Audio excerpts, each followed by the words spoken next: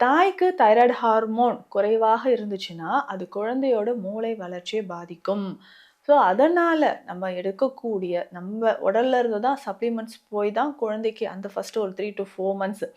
அப்பவே நமக்கு thyroid hormone இல்லன்னா, குழந்தையோட குரோத்தா இருக்கட்டும், குழந்தையோட மூளை வளர்ச்சியா இருக்கட்டும் பாதிப்புக்கு உள்ளாகுது. அப்போ உங்களுக்கு தைராய்டு ஹார்மோன் லெவல் எப்படியெல்லாம் இருக்குன்றத ரொம்ப ரொம்ப கவனமா பார்த்துக்கோங்க.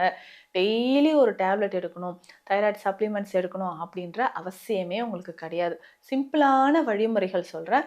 கம்ப்ளீட்டா ஹைப்போதைராய்டிசம் இருந்தாலும் சரி, ஹைப்பர் தைராய்டிசம் இருந்தாலும் சரி, இல்ல தைராய்டு நோடியூல்ஸ் இருக்கு, தைராய்டு கிளாண்ட்ல கட்டி கட்டியா இருக்கு அப்படின்னாலும் நீங்க பயப்படவே வேண்டாங்க. ஏன்னா, இந்த வழிமுறைய நெறைய பேருக்கு நான் சொல்லி இப்போ ரொம்ப ரொம்ப ஆரோக்கியமாக இருக்காங்க. ஸோ இந்த தைராய்டு பிரச்சனைக்கு ஒரு ஃபுல் ஸ்டாப் வைக்கணும்னா, சிம்பிளா நம்ம என்னெல்லாம் அவாய்ட் பண்ணணும் அப்படின்னு பார்க்கலாம். வெயிட் லாஸ் பண்றேன்னு நம்ம அது பின்னாடியே ஓடாம, தைராய்டு ஹார்மோன நீங்க ரெகுலேட் பண்ணா மட்டும் தான் கடகடன்னு வெயிட் லாஸ் பண்ண முடியும். காஃபி, டீ அதிகமா குடிக்கிறீங்களா? அத வந்து அவாய்ட் பண்ணிக்கோங்க.